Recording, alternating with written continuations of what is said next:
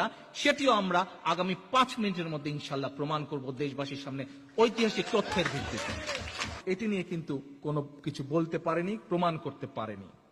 আওয়ামী লীগের সাবেক পরিকল্পনা মন্ত্রী এ কে খন্দকার, যাকে আওয়ামী লীগ এখন কে কে খন্দকার বলে তাচ্ছিল্য করে, এ কে খন্দকার সাম্প্রতিককালে প্রকাশিত তার ৭১-এর ভিতরে বাইরে বইতে লেখেন, নেতৃবৃন্দ সবাই খেয়াল করে দয়া করে কথাগুলো, বিশেষ করে শব্দগুলো শুনবেন, কোনো পূর্ব প্রস্তুতি ছিল না।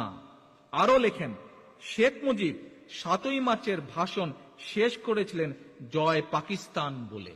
নেতৃবৃন্দ, আওয়ামী লীগের একটি পোস্টার আপনাদেরকে আমি দেখিয়েছি, এবং এই যে খন্দকার সাহেবের কথাটি যে কত সঠিক এবং কত সত্য, সেই পোস্টার আজ তা প্রমাণ করে দেয়। প্রথম প্রকাশনী মুক্তিযুদ্ধের, আচ্ছা আমরা বোধহয় একটা ভিডিও মিস করে গেছি না, একটা অডিও মিস করে গেছি। নেতৃবৃন্দ, আপনাদেরকে একটু পিছনে আমি এখন নিয়ে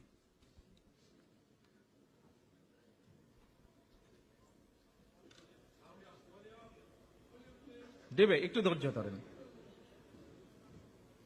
নির্বাচনে অংশ নেয় পাকিস্তানের সংবিধান রচনার জন্য।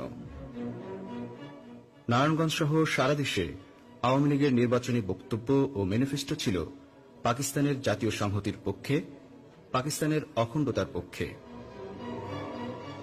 ৭০-এর নির্বাচনে আওয়ামী লীগের ম্যানিফেস্টো বা নির্বাচনী প্রচারণায় বাংলাদেশের স্বাধীনতা নিয়ে একটি শব্দ পর্যন্ত ছিল না।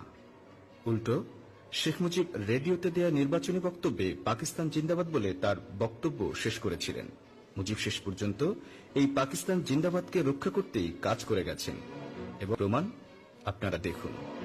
প্রথমেই আমরা শুনে নেই রেডিও পাকিস্তানে দেয়া শেখ মুজিবের ভাষণটির কিছু অংশ। We believe that with the support and confidence of the people which our party enjoys, we shall inshallah be able to successfully to meet this challenge. Pakistan Jindabad. চলুন শেষের অংশটি আবার ভালো করে শুনি। Be able to successfully to meet this challenge. Pakistan Jindabad. আমরা কি শুনলাম? শেখ মুজিব নিজের কণ্ঠে পাকিস্তান জিন্দাবাদ বলে ভাষণটি শেষ করলেন।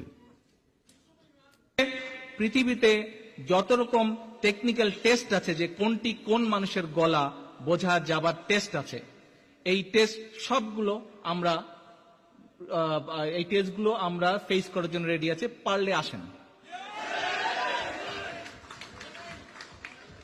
ওকে, এবার আমরা আসেন দেখি খন্দকার সাহেব আরো কি কি বলেছিলেন ওনার বইয়ে।